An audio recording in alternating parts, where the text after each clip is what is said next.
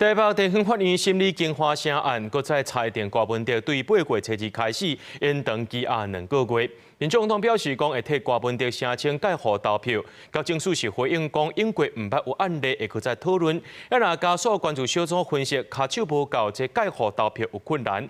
另外，英国捌透过着这申请暂时处分含释宪的方式，争取受刑人在家投票，拢无同意。民间团体认为讲，这投票权受到宪法的保障，若行政机关袂当因为歹执行，就拢唔去做。主席会讲出来监护投票吗？表情震动，行落警备车，将民众党主席郭文德方裁定延押了后，各方提审到庭。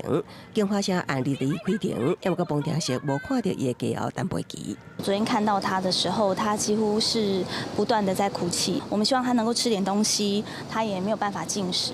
那早上的时候，他打了电话跟我说，他今天真的没有办法来听庭了。这摆开庭重点伫这枚证人，传唤台北市督法局总工程师杨志成作证，陪同金华社案的审议过程。到庭帮听的民众党讲，一方面关注开庭状况，另外一方面为这个代志来。柯文哲还没有判刑确定，对他收到了通知书。如果今天不准他投票的话，那个理由要能够说服全国人民。罢免案的投票日只剩无几日，在案郭文德也同款收到投票通知单。民众党表示会透过律师向法院提申请，让郭文德会当介护外出投票。这个没有前例，必须要根据法院的裁定再来做后续的处理啊。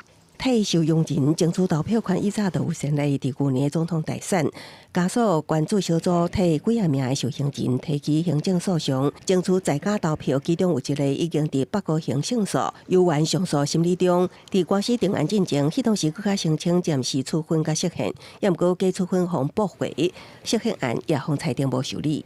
监所里的戒护人力已经很吃紧，可以理解到说戒护出去投票确实是不简单的，所以应该是要去试着解决这些困难，而不是说拿这些困难出来当作是不能做，就会变成是行政整个凌驾了宪法要去保障的那个价值。其实，依照国规，就算受用人受特大公款宣告，公款有投票权，民团也说明，无条条实际执行，加减有困难。也毋过行政机关爱找出配套，临时无作为，即马罢免投票，就要举行受用人的投票议题，也个引起攻防。公视新闻采访报道。